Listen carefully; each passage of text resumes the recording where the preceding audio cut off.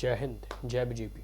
देखिए, आज हम इस वीडियो में बात करेंगे। अभी रिसेंटली नीतीश जी बिहार के मुख्यमंत्री अभी दिल्ली दौरे पर आ रहे हैं और वह कई एक प्रतिष्ठित नेताओं से मुलाकात करने वाले। उसमें सबसे पहले उनकी मुलाकात जो है आरजेडी सुप्रीमो लालू यादव से होगी। स्वाभाविक सी बात है, उनका हालचाल जाना जाएगा। और मुख्यतः जब दो राजनेताओं के बारे में अगर मैत्री होती है या किसी चीज़ को लेकर अगर वार्तालाप होता है तो उसकी केंद्र बिंदु और जो कह सकते हैं धुरी रहती है वो राजनीति ही रहता है। और जब भी दो लोग आपस में मिलते हैं तो इसकी चहलकदमी और सरगर्मी और बढ़ जाती है। अभी देखो, ये दिल्ली दौरे पर आ रहे हैं नीतीश बाबू, लालू यादव से मिलेंगे मीसा भारती के बंगले पर। लालू यादव की बेटी है मीसा भारती, वो भी एक राजनीतिज्ञ है, राजनीति कह सकते हैं। अब जब बात होगी तो किस चीज़ को लेकर बात होगी? जैसे जैसे 2024 नज़दीक आ रहा है, एक वीडियो में हमने पहले भी इसका जिक्र किया था कि किस प्रकार से नीतीश बाबू जो है अपने बैकग्राउंड में जब इफ्तार की पार्टी दे रहे थे तो लाल किला रेड फोर्ट का जो है पिक्चर था, यह डिनोट करता है, सिग्निफाई करता है, या कह सकते हैं उनकी मैग्नीफाई करता है कि आगामी जो है 2024 का शंखनाद किया जा चुका है नीतीश बाबू के द्वारा। और पहले भी जो आरजेडी के साथ इनका गठबंधन हुआ तो महत्वाकांक्षा यही था कि हमें प्रधानमंत्री बनना है, और उधर लालू यादव के बेटे का भी सपना साकार हो जाएगा, वो मुख्यमंत्री बन जाएंगे। क्योंकि नीतीश को बिहार से हटने के बाद जो है उनके मन में ऐसा लग रहा है कि वही एक जो है सीएम के कुर्सी के प्रबल दावेदार हैं। तो नीतीश बाबू के मन में लग रहा है कि हम प्रधानमंत्री बनेंगे, लालू यादव के बेटे के मन में लग रहा है कि भाई मुख्यमंत्री की कुर्सी तो हमारे लिए पहले ही हमारे पिताजी ने और बाबूजी ने रजिस्ट्री कर दी है। अब जैसे जैसे समय और कह सकते हो कि चुनाव नज़दीक आते जाएगा या आ रहा है, उस परिस्थिति को देखते हुए अभी देखो दिल्ली दौरे पर हैं नीतीश बाबू और तेजस्वी यादव भी, क्योंकि उनकी ईडी से पूछताछ अभी चल रही है।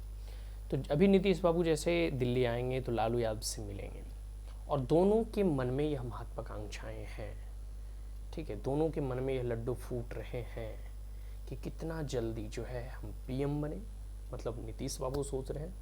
और लालू यादव की भी यही महत्वाकांक्षा है कि कितना जल्दी नीतीश बाबू बिहार से खाली हों और हमारा बेटा जो है वहाँ का मुख्यमंत्री बने। ठीक है, तो ये जो दोनों मन में लड्डू फूट रहा है, इसके बाद जो है कई एक विपक्षियों को वो लामबंद और एकजुट करने का प्रयास कर रहे हैं। तो उसमें सबसे पहले अभी पूर्णिया के जनसभा में नीतीश बाबू ने कहा था कि मतलब हम कांग्रेस वालों से भी पूछताछ कर रहे हैं, उनका भी हम समर्थन मांग रहे हैं, लेकिन कांग्रेस तो उनका भी जो कह सकते हैं कि पीएम पद का प्रबल दावेदार राहुल गांधी थे, लेकिन राहुल गांधी का तो अब सदस्यता चला गया। तो इस मायनों में कहीं ना कहीं नीतीश बाबू अंदर से कह सकते हैं कि खुश नज़र आ रहे हैं कि चलो एक तो रास्ते का काटा है, रास्ते का रोड़ा जो है हटा।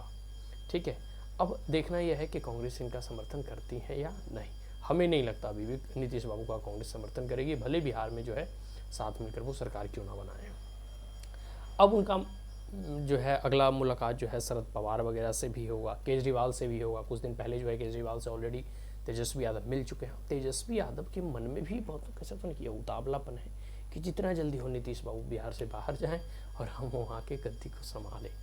तो अब जैसे अभी रिसेंटली आज के दिन की ही बात करूँ तो एक न्यूज़ सुनने में आ रहा है कि इलेक्शन कमीशन जो होती है वो अकॉर्डिंग टू एक क्राइटेरिया है कि अगर आपको 6% से अधिक वोट मिलता है या आपके कुछ सांसद चुने जाते हैं या 4 से अधिक राज्यों में जब आप स्टेट लेवल की पार्टी का आपको दर्जा मिल जाता है तो आपको राष्ट्रीय पार्टी घोषित कर दिया जाता है। तो इसमें 2 प्रकरण जो है बहुत ही कह सकते हो कि न्यूज़ में भी है कि टीएमसी जो ममता बनर्जी की पार्टी है उनकी राष्ट्रीय पार्टी का दर्जा खो गया, वो एक राज्य पार्टी रह गई है।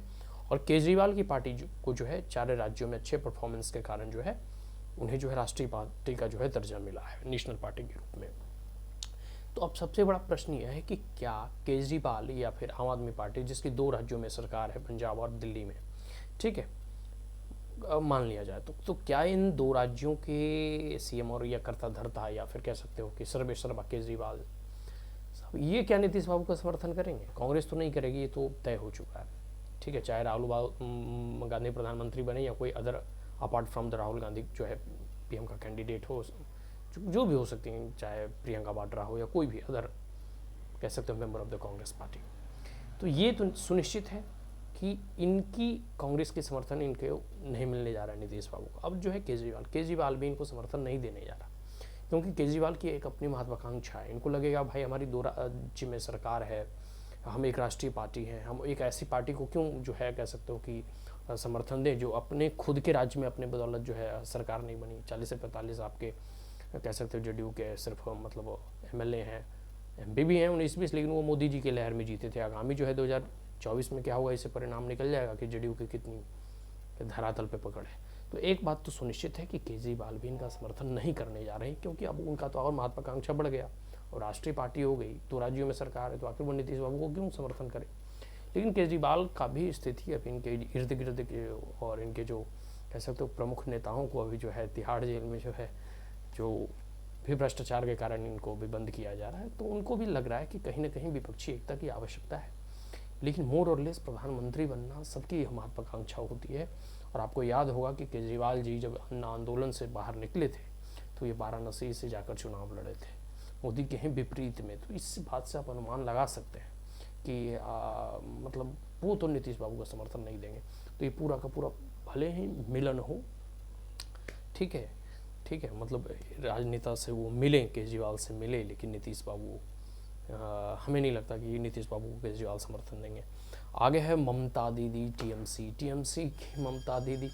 अब देखो ममता दीदी हमेशा मोदी के खिलाफ जो है प्रखर रही हैं, विरोध में खड़ी रही हैं, तो मुझे नहीं लगता कि वो टीएमसी जो है कह सकते हो कि नीतीश बाबू को समर्थन देगी, क्योंकि टीएमसी की ममता बनर्जी की खुद की अपनी महत्वाकांक्षा है एक थर्ड फ्रंट बनाने की, एक अदर फ्रंट बनाने की, जो कि अपार्ट फ्रॉम द कांग्रेस से अलग हो, ठीक है, और बीजेपी से भी अलग हो, तो ताकि वो विपक्षी एकता की वो धुरी बन सके।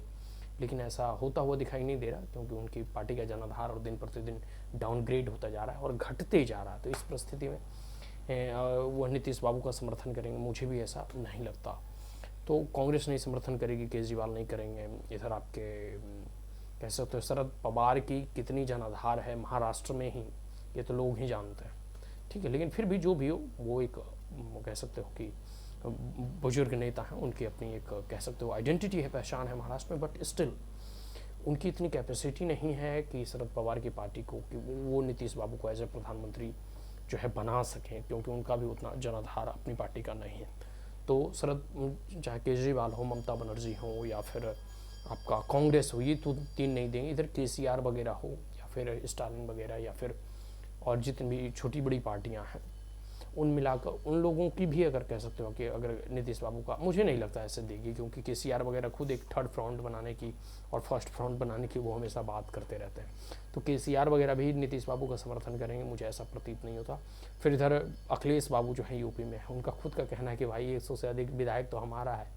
और जब उनका एक प्रवक्ता का मैं बयान सुन रहा था न्यूज़ में, तो वो बता रहे थे कि पूरा का पूरा जो इशू है ना, कि मतलब किसका कितना कैंडिडेट या किसका कितना एमपी जो है 2024 के चुनाव में जीतेगा, उसके बाद इसका निर्धारण किया जाएगा कि कौन प्रधानमंत्री पद के प्रबल दावेदार होंगे। तो पूरा का पूरा ओवरऑल अगर आप देखोगे, मतलब इसका विश्लेषण करोगे, तो मुझे कहीं नहीं दिखता कि एक पार्टी को छोड़कर, वो है लालू यादव की पार्टी, मतलब आरजेडी को छोड़कर नीतीश बाबू का कोई समर्थन कर रहा है। और आरजेडी भी इसलिए समर्थन नहीं कर रही कि वो नीतीश बाबू को प्रधानमंत्री बनाना चाहती है, बल्कि आरजेडी इसलिए समर्थन कर रही है कि कितना जल्दी बिहार की कुर्सी से नीतीश बाबू हटे और जो है तेजस्वी यादव को हम मुख्यमंत्री बनना देखना चाहते हैं, या फिर मुख्यमंत्री तेजस्वी यादव बने।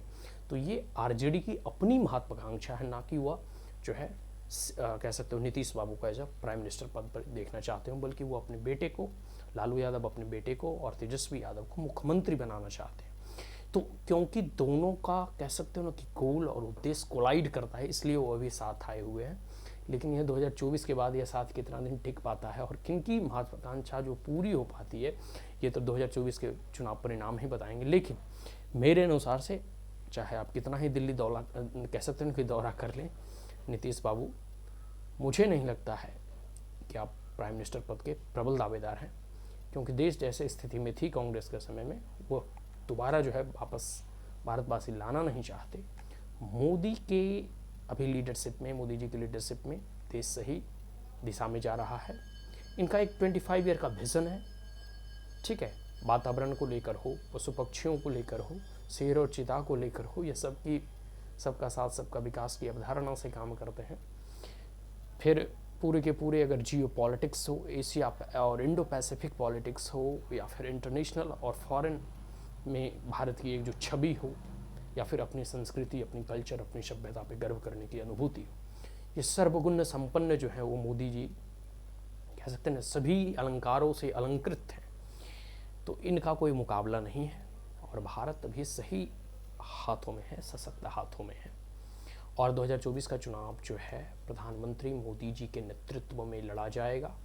बीजेपी इस बार 400 सीट जीतेगी, नरेंद्र मोदी प्रधानमंत्री बनेंगे और भारत पुनः विश्व गुरु बनेगा। जय हिंद।